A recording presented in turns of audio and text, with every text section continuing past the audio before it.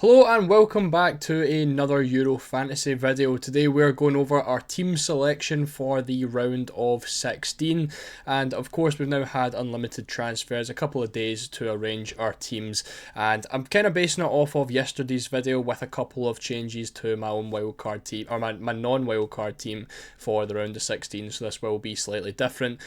Talking about that video, if you haven't seen it, make sure to go and check it out because we talk about everything you need to know for the round of 16, and that's going to be progression odds, it's going to be the best players to pick from each of the teams, and a lot more and stuff on top of that as well. So make sure to go check that out at the end of this video.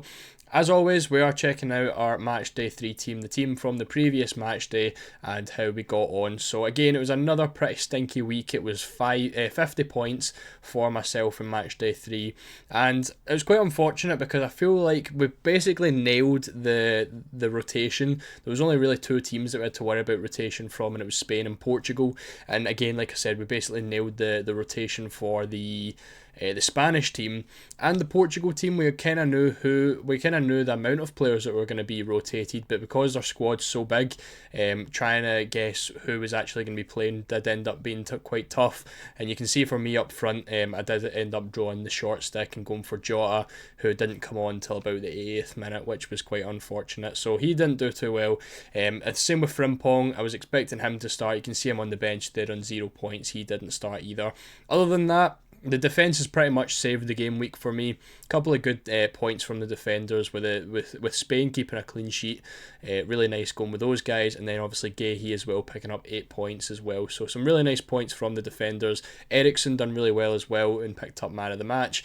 Then literally other than that, basically blanks all over the place. So not as bad as Matchday 1, just not really great either. And again, even like Ronaldo, who's starting, you would expect him to be really good against Georgia. He didn't do too well either. And again, it was another week of the big players not really doing too much at all. So quite unfortunate. On the limitless chip, you really expect to be doing a lot better than that, but unfortunately for me, it's now a rank drop down to 117k. I believe I was on 46k before that game, before that last day with the Portugal and Belgium games.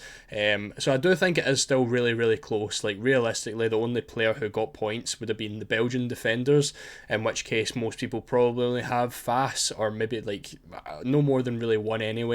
And then De Bruyne as well, who also picked up 6. So I've managed to drop about 80,000 places just from De Bruyne picking up 6 points, and Fast picking up, I believe it was 8. So again, it doesn't really feel like it's going to be too difficult trying to gain that back. So that is what our knockout stages is going to be. So heading into the round of 16 team, and these are the defenders that I'm currently on. Now again, could be a couple of changes towards the deadline. Again, make sure to follow me on Twitter just in case there is.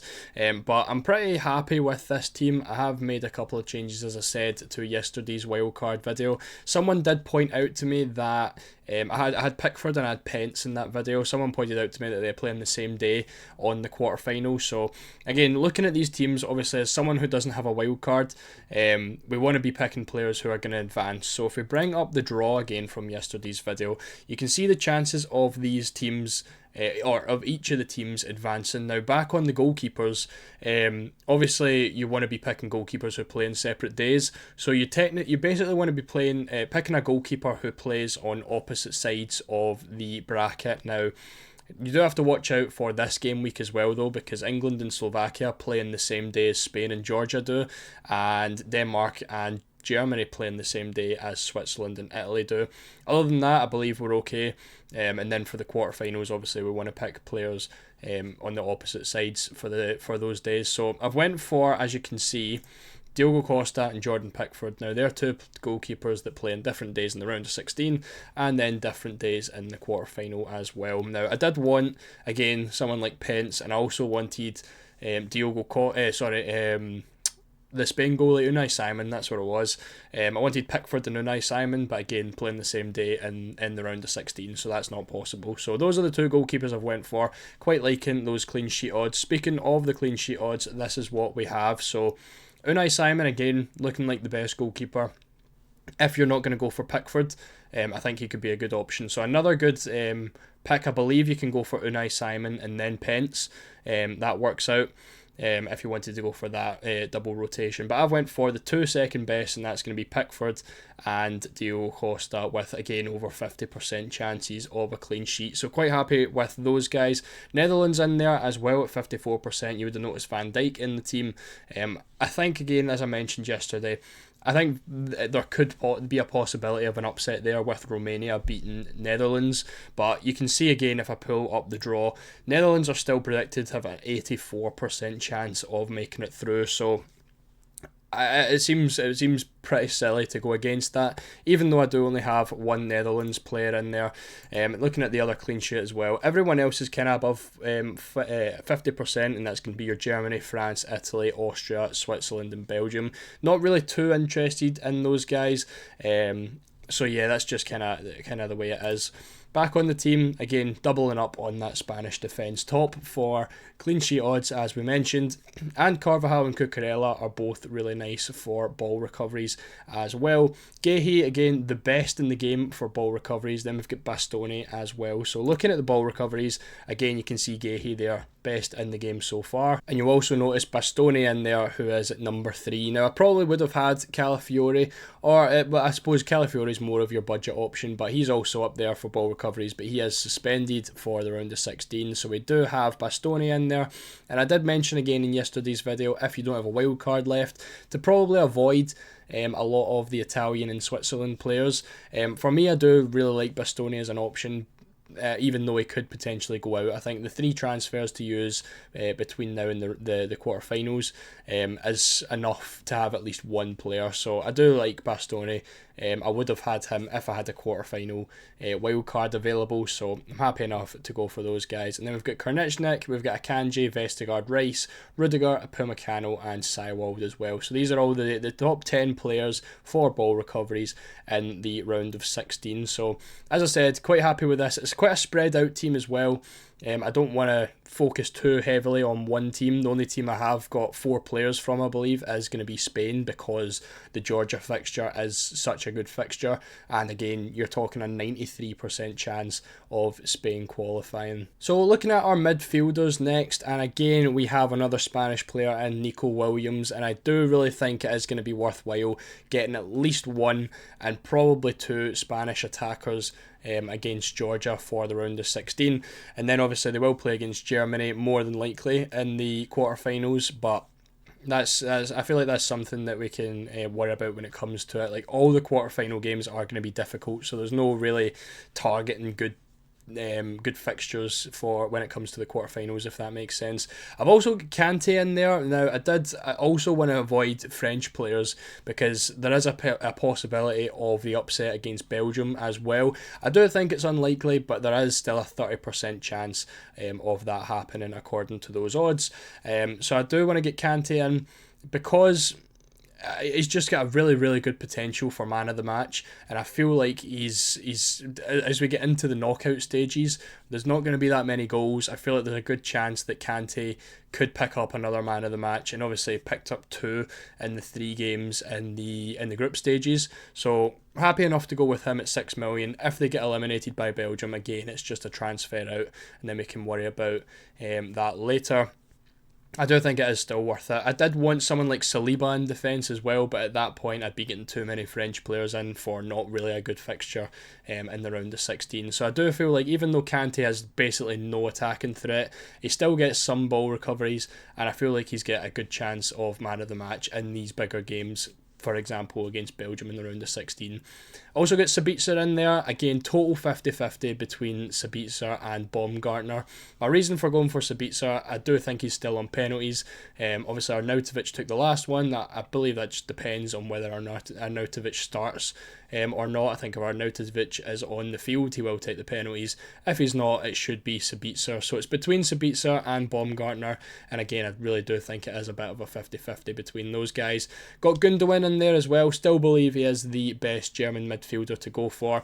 Picked him over Musiala, picked him over Wirtz, and there is a couple of rumours that Havertz would be dropped for Füllkrug. It looks like Füllkrug is going to be expected to start for Germany tomorrow, and that is the later game, so we aren't going to get the lineups this time for them. So I do think Gundogan is going to be the most nailed, because if Havertz is going to start alongside Füllkrug, Gundogan's going to be the most nailed in terms of those three attacking midfielders. I think it's more than likely that Wirtz gets dropped if it does happen, but I'd like to just be more secure with that, and obviously Gundogan takes the penalties as well.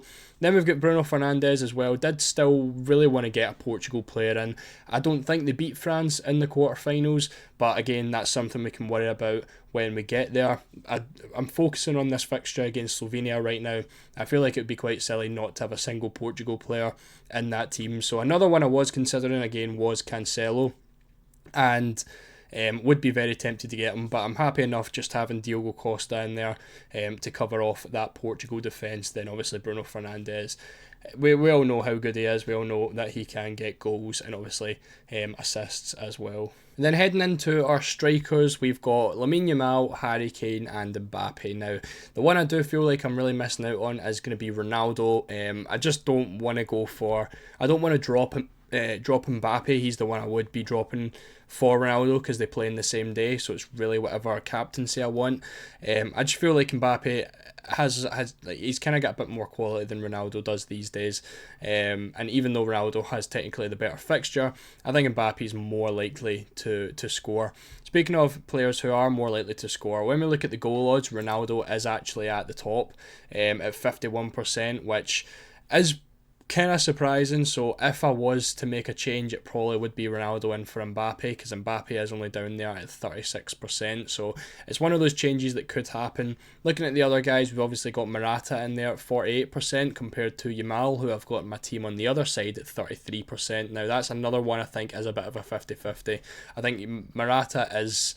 I believe he is still on penalties. Again, we haven't been able to see from Spain getting a penalty so far at this tournament, whether it's Morata or Rodri.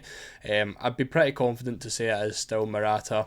But I'm on Yamal the now. That is another one that is a bit of a 50-50 for me. So if there was going to be any changes to the front line, it would be Mbappe out for Ronaldo and Yamal out for Morata. Again, make sure to keep an eye on my Twitter towards the deadline tomorrow, and I'll post my final team in case there is any changes. There's obviously Harry Kane in there at 46%. We've also got the two Germans at 33% with Havertz and Füllkrug. Jota in there at 32%, Arnautovic at 31%, and then Gakpo is at 30% as well. I was kind of tempted with Gakpo at 30%. I don't not like Gakpo as an option. I just think when you're looking at all the other striker options that we do have, I do slightly prefer those guys.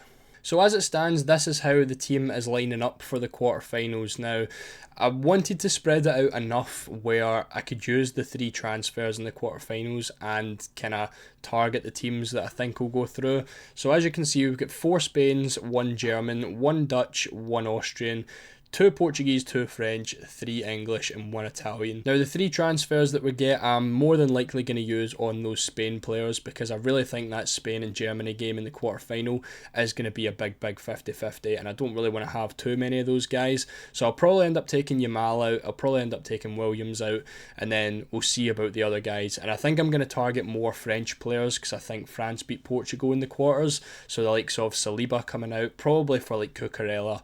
That seems like a pretty smart move. That way I'll have Mbappe, Kante and Saliba coming into the quarters. And then I'll maybe go for another English player. I think the England-Italy game again does seem like a bit of a tough fixture.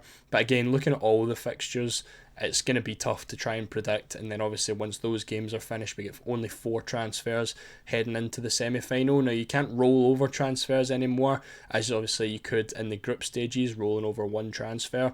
In the knockouts, you're not allowed to do that. So the transfers you're given, you have to use before the next round. So for me, it's probably going to be used on those Spain players, and I'm probably going to bring in a couple more French guys. Now, Looking at the captains finishing things off, going for Gundogan. It's between Gundogan, Bastoni. More happy enough to go with the penalty taker than the more attacking player in Gundogan. Got Yamal in there. Again, if this is going to switch to Morata, well, that would be Morata captain, of course. Then I've got Mbappe over Bruno Fernandes. I think if I was to bring Ronaldo in, then I probably would take out Bruno Fernandes. And I'd be tempted to go with someone like Bellingham. Probably more likely to go for Baumgartner in that sense, and that way I'd have Sabitzer and Baumgartner both against Turkey and then having Netherlands in the next round. But again, that's just if that was to happen. Still got Mbappe in there and he would still be the captaincy. Then we've obviously got Sabitzer in there who would be the captaincy against Turkey. So that does wrap up this video today. Now hopefully there's not going to be any upsets in the round of 16 and all of these players on your screen do go through. That is the big hope. If not, we could be in a bit of trouble with only 3 transfers, but we'll see how it goes. If anything, I think maybe Bastoni could be one to come out. Potentially Van Dijk would be one to come out, and potentially Sabitzer as well, if Turkey are going to pull off a miracle and beat Austria. I think everyone else should be pretty much nailed to go through, and then we'll have a decent chance to pick who we want for the quarterfinals. But that is going to be the team for the team selection. Let me know down in the comments what you think. Let me know if you would make any changes and what big players you're going for in your round of 16 team. So if you've made it all the way through, make sure to leave a like on the video and make sure to subscribe if you are new, and I'll see you all in the next one.